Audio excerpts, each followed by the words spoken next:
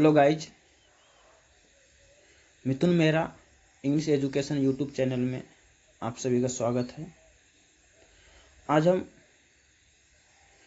Bihar board 12th के लिए sweetest love I do not go के समरी को line by line Hindi to English discussion करेंगे, जो आपके एग्ज़ाम के लिए जो 2022 में एग्ज़ाम होने वाला है उसके लिए काफ़ी इम्पोर्टेंट है समरी। ओके डियर, समय ना गंवाते हुए हम इसको डिस्कस स्टार्ट करते हैं।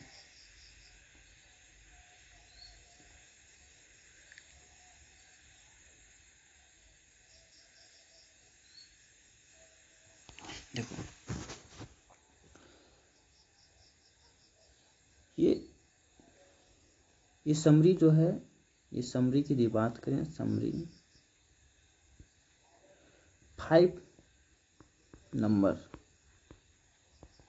5 नंबर, ये समरी जो आपको 5 नंबर दिलाएंगे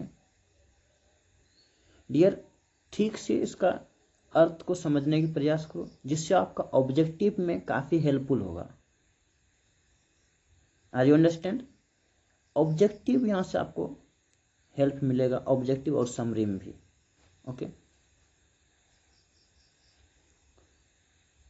जैसे बात करें, चलो चैप्टर पे आ जाते हैं।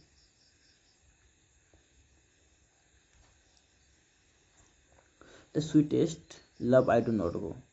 स्वीटेस्ट, मेरी प्रियात्मा मैं तुमसे दूर नहीं जाता हूँ। इसका मतलब हुआ sweetest love I do not go का मेरी प्रियात्मा मैं तुमसे दूर नहीं जाता हूँ। समझने की प्रयास करो। पहली बात, यहाँ आपसे ऑब्जेक्टिव ये बनेगा कि sweetest love I do not go का लेखक कौन है? कौन है लेखक? John Donne. Sweetest love I do not go का लेखक कौन है? John Donne. दूसरा क्वेश्चन ऑब्जेक्टिव पूछेगा, इसका जन्म कब हुआ था?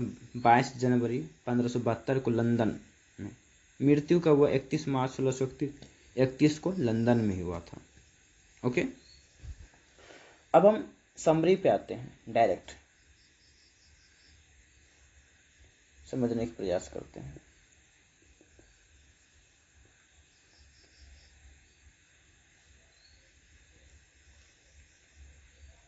The poem sweetest love I do not go is wonderful love poem. यह कविता, the poem sweetest love I do not go is a wonderful love poem, यह कविता जो है, यह कविता काफी अचंभित कविता है। Sweetest love I do not go जो है काफी अचंभित कविता है। इसकी रचना composed which is composed by the poet John Donne. इसकी जो रचना है, इसकी रचना किसकी रचना?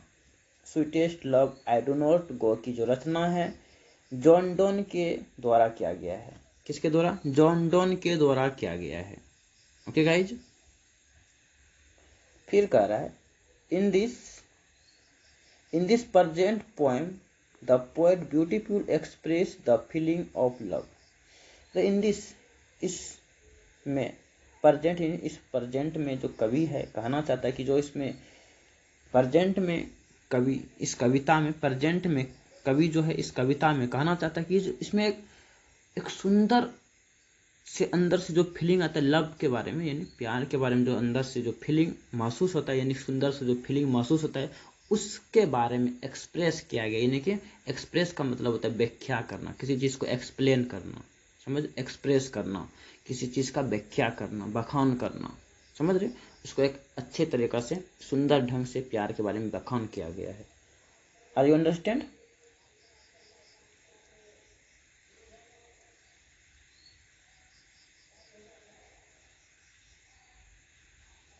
समझने की प्रयास करो। देखो, सबसे बड़ी बात है समझने की बात है। when लवर्स का मतलब होता है प्रेमिका। लवर्स पार्ट का मतलब अलग होना। जब प्रेमिका से अलग होता है, विथ ईच अदर का मतलब एक दूसरे से। जब लवर एक दूसरे से अलग होता है, he shows the fashions of love the poet desire parting his beloved not because he has become fed up with her hopes to get the fitter love। देखो ये समझने की प्रयास करो। द पोएट कहता है द पोएट कवि का इच्छा है, कवि का क्या है, इच्छा है जब प्रेमिका अलग हो जाता है, कवि का इच्छा है कि जब प्रेमिका यानी लवर बिलव्ड अलग होता है तो क्योंकि वो उसको आशा रहता है, अपने प्यार पर भरोसा रहता है, या आशा रहता है, होप्स रहता है, अपने प्यार पे क्या रहता है, उसको आशा भरोसा रहता है। His desire to live is beloved because he live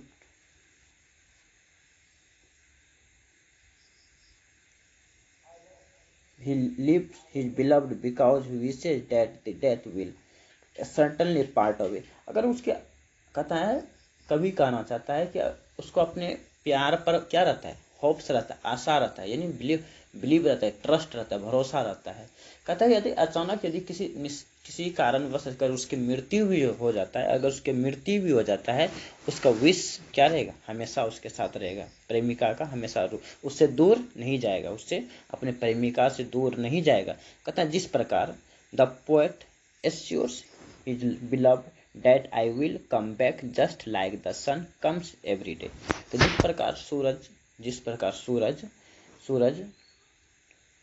प्रकार सूरज डेली अपना काम सुबह आता है शाम में जाता है, सुबह आता है शाम में जाता है, उसी प्रकार रिटर्न होता है डेली। सूरज अपने समय पे रिटर्न होता है, वापस जाता है, रिटर्न होता है, वापस जाता है, हर दिन सुबह आता है शाम में जाता है। उसी प्रकार कवि कहता है कवि अपने प्रेमिका से दूर नहीं जा रहा है, कभी भी अपने प्रेमिका से दूर नहीं जा रहा है। ये तुलना किया गया, एक सूरज से तुलना किया गया, अपनी प्रेमिका के बारे में बताया है लेखक कि सूरज से तुलना करके। Are you understand guys? The poet promise her date, कवि जो है अपने प्रेमिका से प्रोमिस करता है, वादा करता है, his returning will is faster than the sun. जिस प्रकार सूरज एकदम बहुत तेजी से रिटर्न होता है, उसी प्रकार मैं भी तुम्हारे पास बहुत जल्दी ही लौट आऊंगा। Finally asserts that those who truly love to each other are never parted and never die। मतलब हम दोनों, कभी कहना चाहता है कि हम तुमसे अपनी प्रेमिका से कह रही है मैं तुमसे कभी दूर नहीं जाऊंगा। अगर कभी मृत्यु भी हो जाता है तो ultimately meet in heaven after their physical death. अगर किसी प्रकार से फिजिकल डेथ हो जाता है तो हम लोग कहाँ पे मिलेंगे? स्वर्ग में जाकर मिलेंगे। कहाँ पे मिलेंगे गाइज? स्वर्ग में मिलेंगे।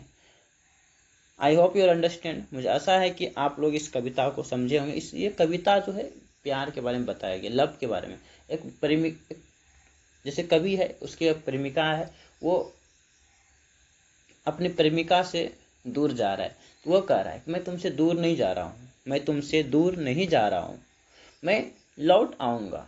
जिस प्रकार सूरज हर दिन अपने समय निश्चित समय पर लौट आता है, उसी प्रकार मैं भी तुम्हारे पास लौट आऊंगा। अगर किसी कारणवश अगर फिजिकल डेथ भी हो जाता है, मैं तुमसे अगर प्रॉमिस करता हूं मैं तुमसे स्वर्ग में निश्चित मिलूंगा। Okay guys,